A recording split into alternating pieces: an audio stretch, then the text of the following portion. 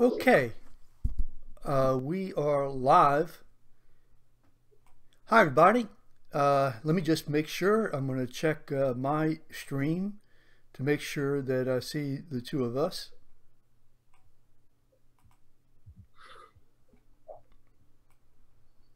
Okay, so we are live. Hi, everybody. This is Steve Sapodowski, publisher of IUBuzz.com. And today we're going to be talking politics with Dr. Ed Chervenak, professor at University of New Orleans. And UNO has just come out with a poll that I find very, very interesting about the New Orleans elections, mayor's race in particular. And Dr. Chervenak has been kind enough to be willing to share that information with us. So good afternoon, Ed. How are you doing today? I'm fine, Steve. How are you? I'm doing fine. Thank you so much. So a lot of people or seem to be interested in the New Orleans mayor's race, although some people, it seems like there's not much excitement. So what's going on with this New Orleans mayor's race? I would have thought that, that there'd be just record turnout. You would think so for a mayoral race. A lot of people aren't necessarily enthusiastic about the election. I don't know if it's just a matter of the quality of the candidates or whether it's just the negative advertising that's taken place in the campaign, or whether it's just the nature of campaigns today in terms of getting people out and mobilized, or people just turned off by politics, frustrated, particularly what's going on at the national level, and it just may be filtering down here. But we did see early voting go up about a percentage point, 7%. That was up 1 percentage point from the primary. So we may get a bit higher turnout on Saturday. Okay, now turnout, generally speaking, on the runoffs, are they generally higher or lower? Well, typically it's the primary that generates the most enthusiasm because you have the most races, Hmm. and you have the most competition. And so, once we are down to the final two, then that level of enthusiasm tends to drop off. We know a lot of people who supported other candidates may decide to drop out and, not participate in the election. So, it's a mix. I mean, I can't say there's any kind of set pattern to turn out for primaries and runoffs, but typically it's the primaries that really generate a lot of enthusiasm and excitement, even though we didn't see a whole lot this time around. Okay, so why don't you take us through the poll? Sure. What we found, we called 602 New Orleanians likely voters, because we wanted to, we looked at these people. They voted at least 3 times in the last 5 statewide elections. So we feel that they have a better and even chance of turning out for the election. And so these 600 folks basically said that they support LaToya Cantrell. Our numbers basically put her up by 11 points, with 20% of people still saying that they're undecided. And so that's one of the real questions is, what did the undecideds do? Are they looking at both candidates and just deciding, well, I'm not really happy with either one, now I'm going to stay home, or will they shift towards one candidate or split? So those undecideds are really hard to read. But Cantrell's doing well. She's leading by double digits. She's doing especially well with African Americans, with women, and with millennials. And she's not really trailing in any other group, whether it be age or gender, or race. She's got a broad base of support. I think one of the things the Charbonnet campaign has to be concerned about is that they can't point to any particular demographic group and say, we're really doing well with them. If we mobilize them, we can win the election. Right. And so, everything has to break just right for the Charbonnet to win on Saturday. I don't like to make predictions. We all got burned in November and making predictions about what's going to happen. And so polls are not predictive. They're just a snapshot in time. And in this particular time frame, this is, we know where people's preferences are. But you would certainly have to give the advantage to Cantrell. We also found that income didn't really have much influence over vote choice, that those who earned less than 60,000 didn't really have much of a difference in preference than those who earned over 60,000, even though the higher income group was a bit more supportive of Charbonnet. And education had no influence whatsoever. And nationwide, we're seeing this big educational divide between the college educated and the non-college educated. And we didn't find that in this poll, that in fact, the same percentage of non-college educated supported Cantrell as the percentage of college educated that supported Cantrell. So no real influence on education. No surprise that Cantrell is doing very well in District B. That's her home base. That's the district she represents. She's also receiving majority support in District D. The only area of the city that Charbonnet is outperforming Cantrell is in District E. And so, that's what I'm saying. It's kind of a really broad-based coalition out there that's supporting Cantrell. And so, it's kind of a bulwark almost that, she could probably lose one or two demographic groups and still be successful in the election. Now, one of the people who posted a question from earlier, I had promoted this earlier, really asked whether or not, at least, was there a difference in terms of when the poll was taken, how many people were actually called during the 10-day period, roughly 10-day period. And I think what this person was getting at was that wouldn't the so-called credit card scandal have had an impact? You would have thought that it would. We started November 1st, so the credit card controversy was already out there in the media. And this is one of the big surprises, I think, in this campaign, and not just in this poll, but other polls as well, that it really hasn't had any effect on Cantrell support.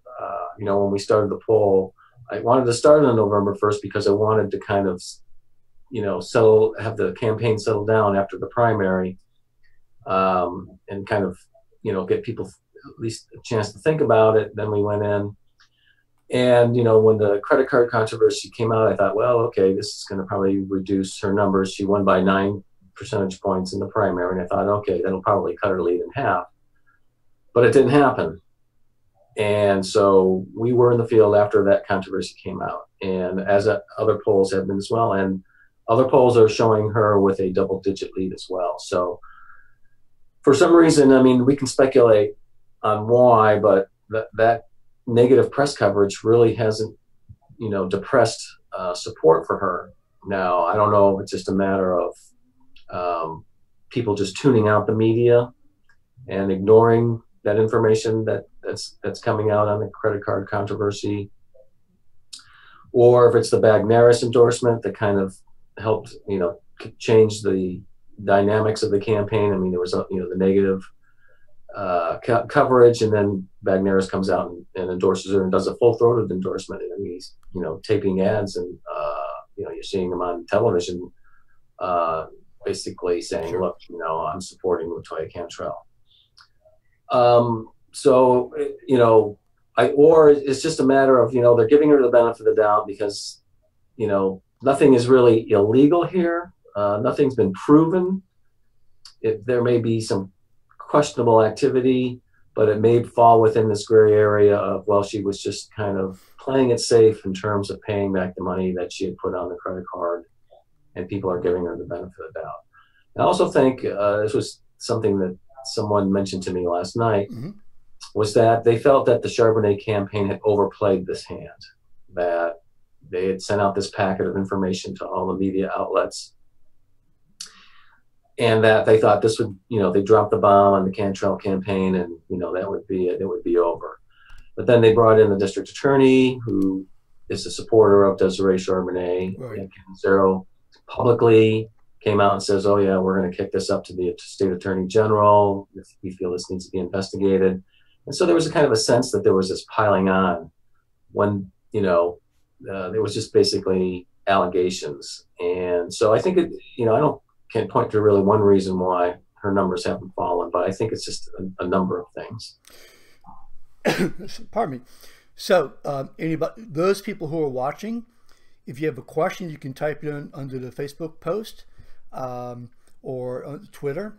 Let me encourage you to share with others so that other people have an opportunity to also ask questions. Also, I'll put a telephone number above us, and with a meeting ID that's toll free. So go ahead, and anybody wants to call in, feel free to do so. So you can ask a question or make a comment. So let's see. I do see that there was a comment question, and let's see. It was from Scott Plouffe, basically asking what was the trend in the latter part of the week. So was there any difference at all in terms of the numbers? Any difference at all? What we saw initially the first couple of days was that Cantrell was up by about 5 percentage points, but then her lead began to spread as we went through the poll. And so I did note that I was basically following the numbers every day. Mm-hmm. She was at about 5% and 6%, 7%. So her lead was growing as we moved through the campaign.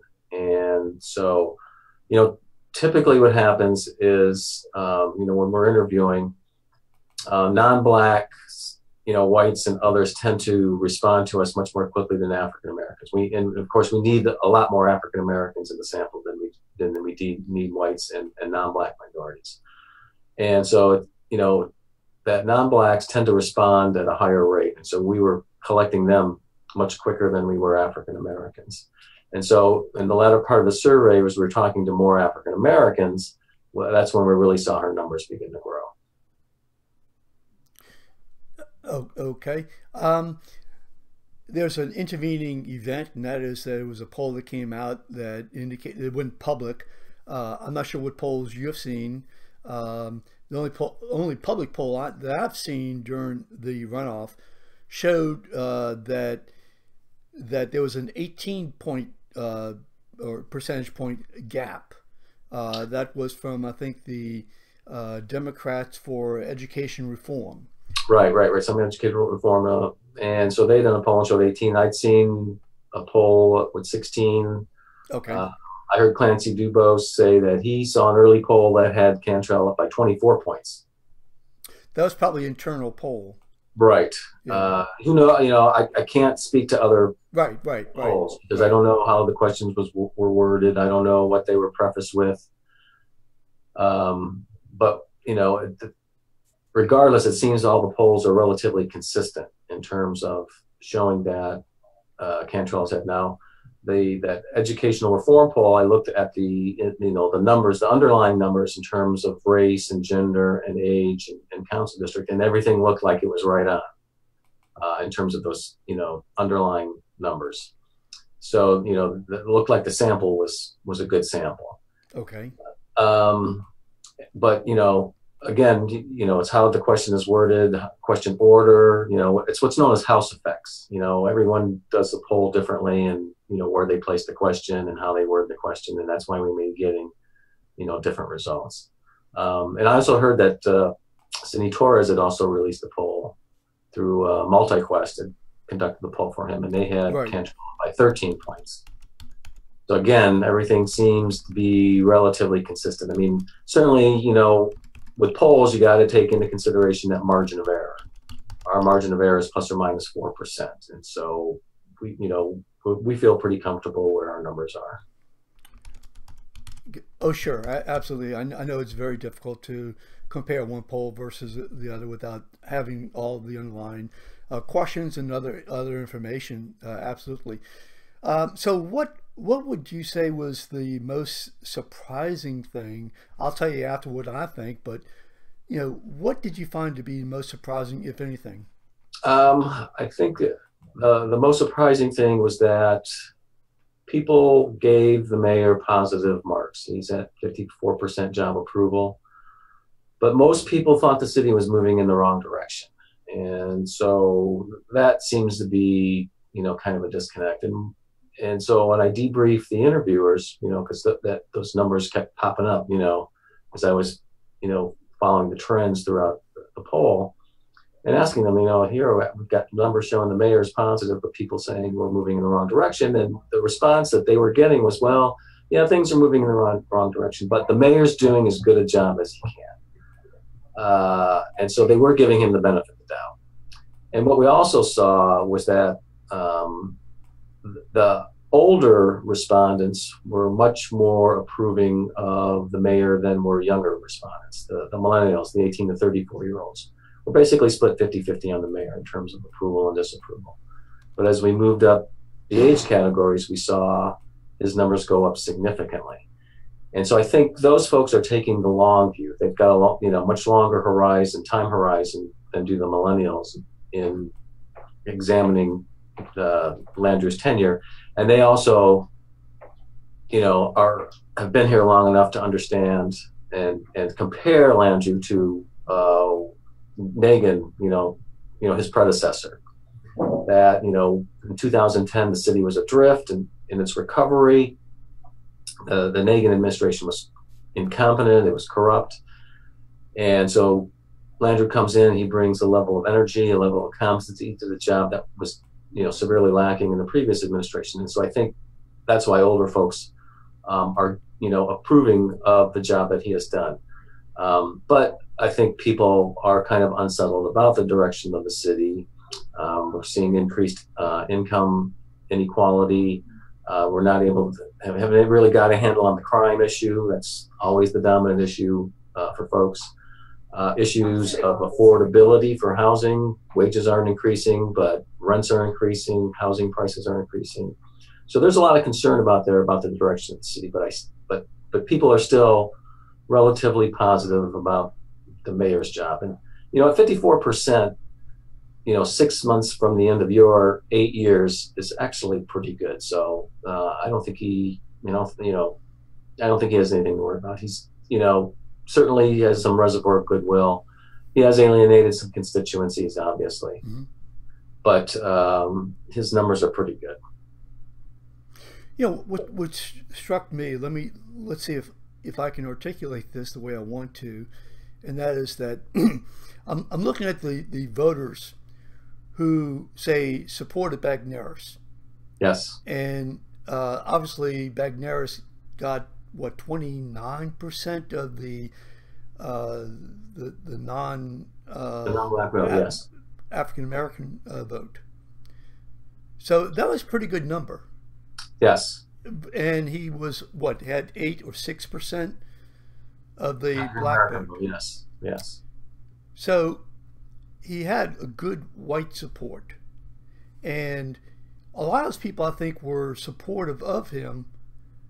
I think in part because of the monument issue. Mm-hmm. Yes. So why is it that it seems that those voters, and I'm asking whether or not those voters are following Bagneris because of his name, or it just seems to me that they would not be following Bagneris to go with Cantrell. Well, those same voters, and that's the thing that's the thing that really surprised me, because let me just finish and just say that, and you and I talked about this before, and my perception, at least, is that and it's just my own perception, that Cantrell is supported more by the young non-business type, the African American women, and that her opponent is supported more by a business type. Well, it's actually not all the business types, because it's that not for sale NOLA, which is basically backed by some big business individuals, and so business is not unified behind either one of the candidates. In terms of the Bagneris folks, that I always thought actually that they would be more likely to go to Cantrell, because I thought demographically they were a better fit for her coalition than Charbonnet's coalition. When we look at the primary numbers, when I broke down the election analysis, that Cantrell got 40% of the non-black vote, many of the same voters that voted for Bagneris. And she got 40% of the African American vote. So, this kind of broad-based coalition. So for me, it made actually more sense for those Bagneris folks to move into the Cantrell camp. Maybe some of them went into the Charbonnet camp, as a result of the monuments. Because she only got 20% of the non-black vote, and she split the African-American vote with Cantrell. So, I wasn't really surprised demographically. I thought they fit better with Cantrell. And then, of course, with Michael Bagneris coming out and cutting an ad for Cantrell and, publicly endorsing her. And so I think that made people a bit more comfortable to support Cantrell. And, as a poll shows that by a 2-to-1 margin, those Bagneris voters feel that, or at least say they're going to vote for Cantrell. And even among, some of the Charbonnet voters, you saw much greater loyalty among Cantrell voters than you did among Charbonnet voters. There was about 15% defection rate from Charbonnet to Cantrell. And I was, we were discussing this in class. I was asking my students, why do you think there's a greater rate of defection among Charbonnet voters? And, pretty much the discussion came down to, well, people like to identify with the winner. Mm-hmm. And Cantrell wins the primary. And so you ask him, oh, who are you going to vote for? Oh, I'm going to vote for who won the primary. So I think that may be the reason why we're seeing, the defection rate among some of those Charbonnet voters. But so demographically, I wasn't really surprised that a lot of those people moved into Cantrell camp. I'm not going to say all of them have, because I think you're right. A lot of those people are influenced by the whole monument issue.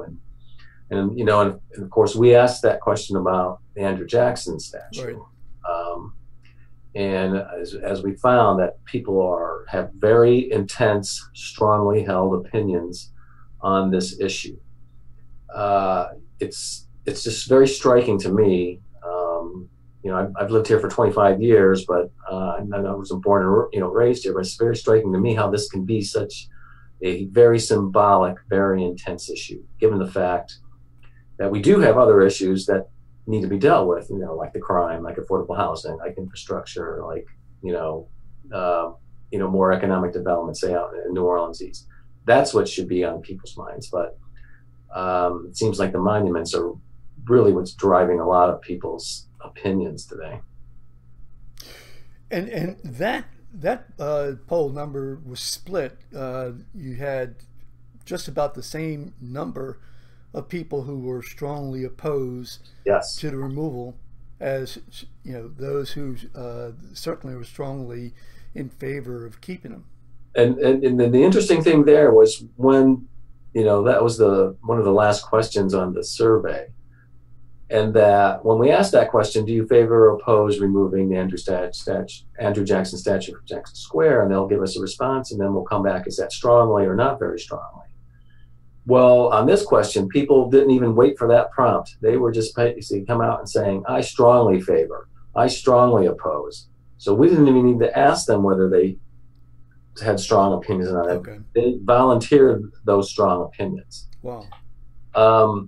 And I was interested in this question because when we did the 2016 Quality of Life survey and we asked about the Confederate monuments, we found that 50% of people favored removing the monuments. So it was majority opinion, 31% opposed, 19% no opinion. And I was down the French Quarter and I saw the Take 'em Down rally, and I was wondering, what is opinion on this? Because Andrew Jackson, this may be a different type of situation, right? He's a much more iconic figure in the city. He's even part of UNO's logo. And he has a much stronger connection to the city as a result of Battle of New Orleans. And so I thought, where is opinion, in terms of where most of the residents are? And what we find is, of course, the city is split. It's basically split into 3 camps. You have those, about just over a third who strongly favor taking it down, just over a third who strongly oppose, and 28% who have no opinion. So there's no real majority on this issue. What you have are 2 vocal minorities. And, when one of my students asked, well, do you think they can compromise on this issue? And I says, no, I don't think so. That given the polarization, the very strong opinions on this, that you're not going to budge people off of their positions. You're either going to strongly favor it or you're going to strongly oppose it. There's no middle ground on this. You saw on that graph, very little people found, placed themselves in the middle. So if I'm Charbonnet camp and I'm trying to figure out, okay, so I have 3 days to go, Thursday, Friday, and Saturday. We're actually probably 2 days.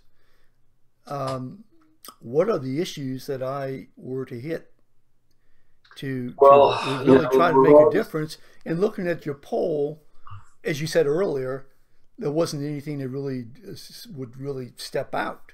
Right. Yeah, I mean, you can bet that today is the last day to send out the mailers. Mm-hmm. And so you can bet that there are going to be negative mailers going out today, because by the time they hit the mailboxes, there's not going to be any time for the other side to respond. So I suspect that's going to be taking place, is that we're going to see these negative mailers going out. And, the hope for the Charbonnet campaign is that they can kind of demobilize some of the Cantrell supporters, that to cast some doubt into their minds about, her character, her quality. Can she be trusted with the public finances? And I assume there'll be some flyers with some racial overtones as well that will be directed at white voters. And then what she's going to need to do is present this positive picture, because it's been a lot of negative, just a lot of mudslinging, against Cantrell. And so I think the Charbonnet campaign needs just to present Desiree as this positive force that, exercise leadership. I can deal with the crime issue, because that has been kind of her bread and butter issue, is crime. That I understand crime. I've sat as a judge for years. If we don't get crime fixed, we're not going to get anything else fixed. And, I think that's the message that could resonate. But all the issues have seemed to get lost in just the negative attacks against one another. Right. Now, your poll really didn't focus on issues. No, it didn't, because, we could have asked what's the most important issue. And what we're going to get is crime is the most important issue. So we already know that. Poll after poll show that. Every one of our quality of life surveys shows that.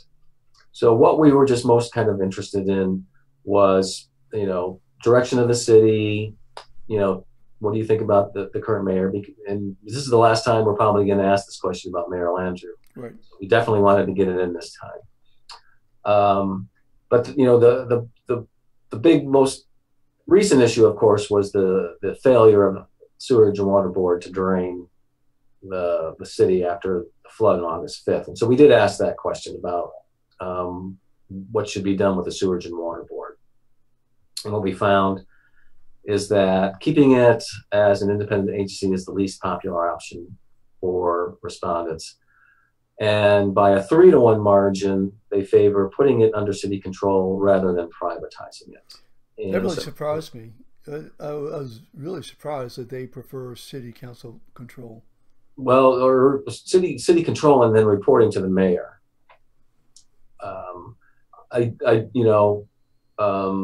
It sounds easy, but it's going to be very complicated to get that done. I don't think most people really know that the Sewage and Water Board is this autonomous agency that was created by the state. And, it's kind of the semi-independent agency and kind of floating out there. And it would take, legislation and some really complicated maneuvers in terms of bonding and things like that, bonding issues, to basically put it under city control and then report to the mayor. But, for a lot of people, that just seems to be the quick fix. A lot of people are really suspicious about privatization in terms of their water supply. Because then, who do you go to when you have an issue? They're not, they would be not accountable to citizens because they'd be a private entity. And so I think people are kind of just very, very concerned about that. And so they figure this is the best way to hold the Sewage and Water Board accountable. All right, put it under the mayor's control, put the city council back on the board. And then if things go wrong, you know who you can point to for responsibility. Okay, that's fair enough. So one last question, if I might, and that is there any indication how this election may impact, say, the statewide election, which is, of course, the Louisiana Treasurer's race? Let me just preface it by saying Sure. that, excuse me, that we had put up some information from a pollster in Baton Rouge. I'm not so sure that you saw it. That was from John Cuvion, Right. Right. who looked at the numbers and said, look, basically, and I'm just rounding off these numbers, but that Charbonnet would have to increase her, I'm sorry, not Charbonnet, but Edwards have to increase his numbers by 50% Mm-hmm. from, say, the primary. And Schroeder would have to decrease his numbers by 35%, assuming roughly a 2% drop in overall turnout. Yeah, I'm not sure. I think I heard a figure, someone quoted a figure from the Secretary of State. So he's looking at about 13% turnout statewide. If that, I mean, Um, yeah, that's the wild card turnout, and so it's hard for me to say, whether Derek Edwards could win. I mean, it's hard to think that he could win, given the fact that he really hasn't campaigned. yeah. He hasn't raised any money. He hasn't really put himself out there. Maybe if he would have done this and convinced some people in other parts of the state to turn out and vote, he may have a shot. But it seems to me that it's a long shot for a Democrat to beat a Republican statewide. I find it absolutely shocking. I mean, as I recall, I think they put up $25,000, okay, for the entire campaign. Right, right. Schroeder Primary spent and over. runoff. I'm sorry. I mean, for both the primary and the runoff. I mean, there's been literally Yeah, no campaign. and no public endorsements. Right. I mean, not Governor Edwards. The Democratic state party had to be dragged into, Yeah, at least saying, oh yeah, we're going to support this guy. So it's very, very odd. No organizational support, no real financial support, no kind of, yeah, I really want this job type of campaign. We don't really see that.